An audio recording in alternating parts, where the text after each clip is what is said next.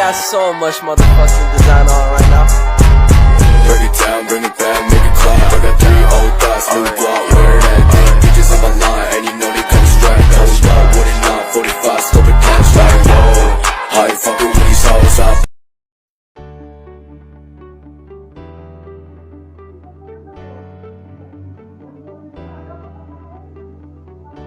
Halo semua, selamat datang di YouTube channel saya. Pertama, jangan lupa like, komen, dan subscribe ya teman-teman sebelum melanjutkan video berikutnya.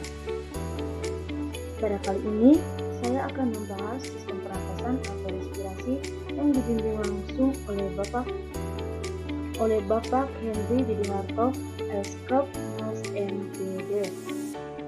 Pertama, perkenalkan, nama saya Maria Ernesta Edi dengan NRP 22232868, reguler 1, kelas C, Prodi D3 Rekam Medis dan Informasi Kesehatan, Sekolah Tinggi Ilmu Administrasi Malang.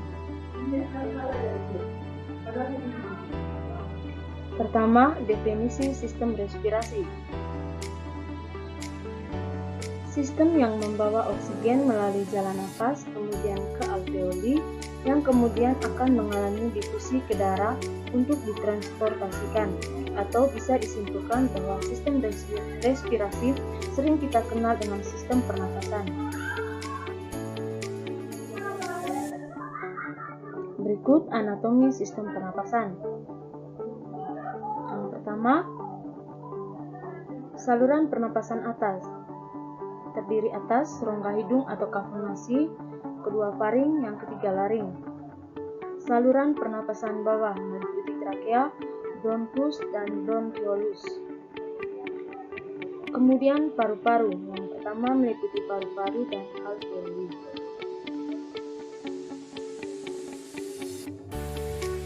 Yang pertama saya akan membahas rongga hidung atau kafum nasi.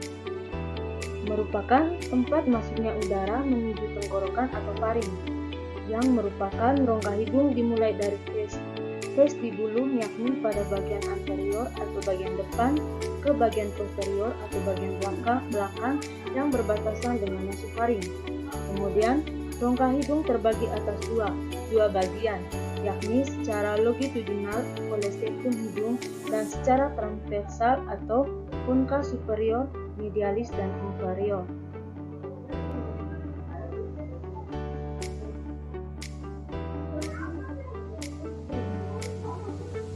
Adapun fungsi hidung, yang pertama sebagai jalan nafas, kedua pengatur udara, ketiga pengatur kelembaban udara atau humidifikasi, yang keempat pengatur suhu, yang kelima pelindung dan penyaring udara, dan yang keenam indera penciuman.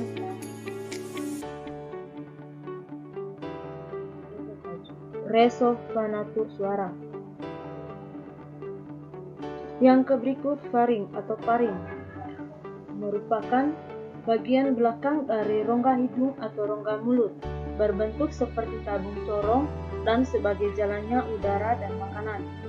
Berikutnya merupakan tempat persimpangan antara jalan pernafasan dan jalan makanan, bagian di mana pemisahan antara makanan dan udara terjadi. Berikutnya terdapat di bawah dasar tengkorak, bagian belakang rongga hidung dan mulut setelah depan ruas tulang leher.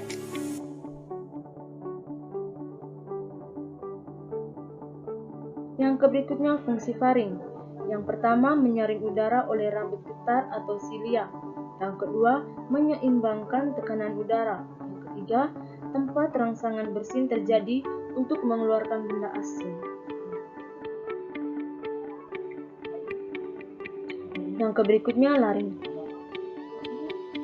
Laring adalah bagian dari saluran pernapasan bagian atas ya teman-teman, yang merupakan suatu rangkaian tulang awan yang berbentuk corong dan terletak setinggi vertebrata cervicalis 4 sampai 6.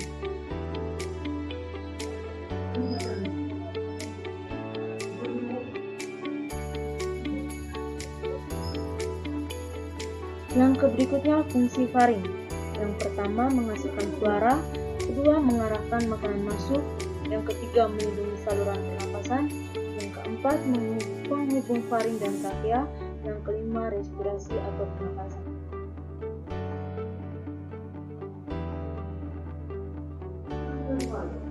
Yang berikutnya, trakea. Trakea berbentuk pipa tabung, memiliki diameter 20 sampai dengan 25 mm dan panjang sekitar 10 sampai 16 cm.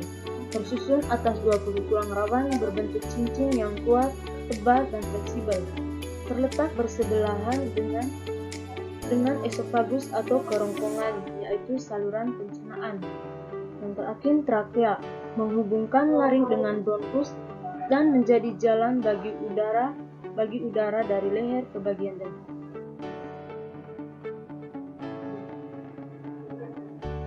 Bronkus.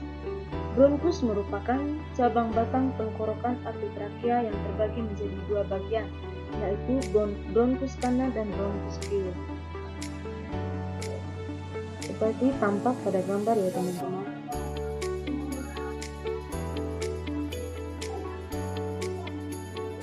Adapun fungsi dari trakea, yaitu sebagai jalur udara untuk masuk dan keluar dari paru-paru.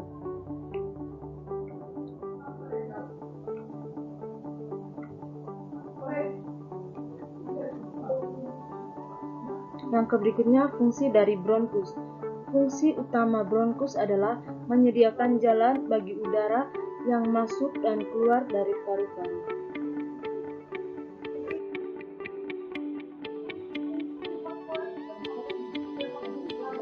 Yang berikutnya, bronkiolus.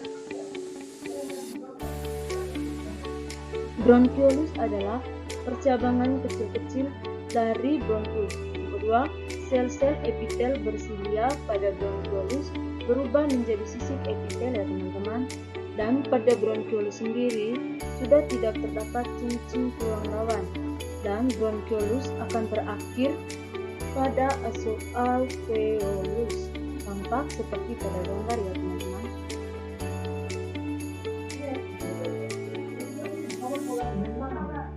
Yang berikutnya, paru-paru.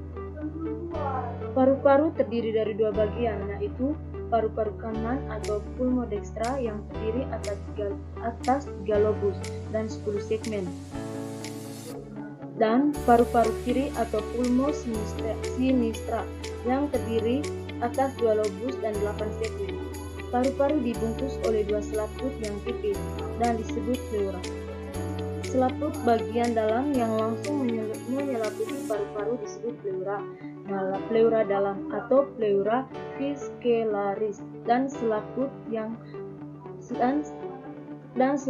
menyelaputi rongga dada yang bersebelahan dengan tulang rusuk disebut pleura luar atau pleura parietalis. Dan yang terakhir, di antara selaput tersebut dengan paru-paru terdapat cairan limfa yang berfungsi untuk melindungi paru-paru dari gesekan pada waktu mengembang dan mengempis.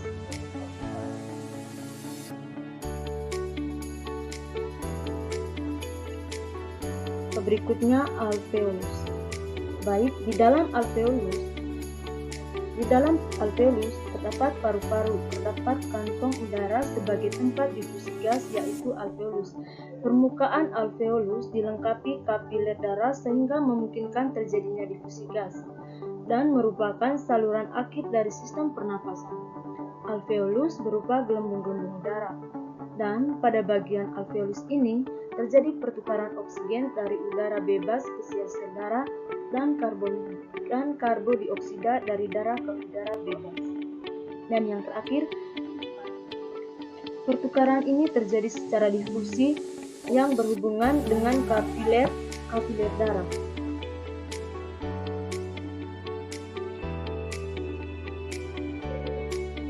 Kapiler darah. Berikutnya, diafragma.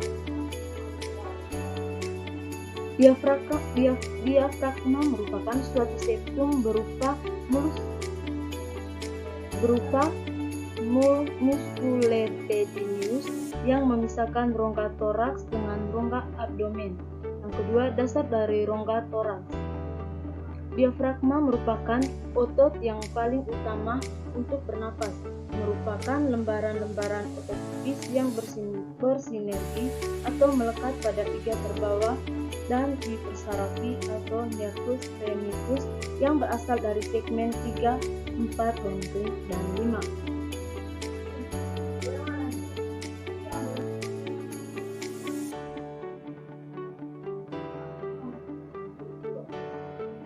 Yang berikutnya, vaskularasi merupakan sistem pembuluh darah terdiri atas dua bagian, yaitu arteri pulmonalis yang keluar dari ventrikel kanan berfungsi dalam sistem respirasi atau pernapasan.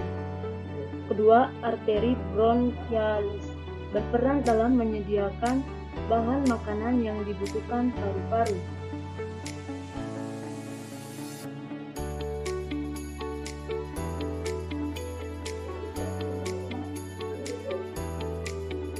Terima kasih teman-teman, see you next time.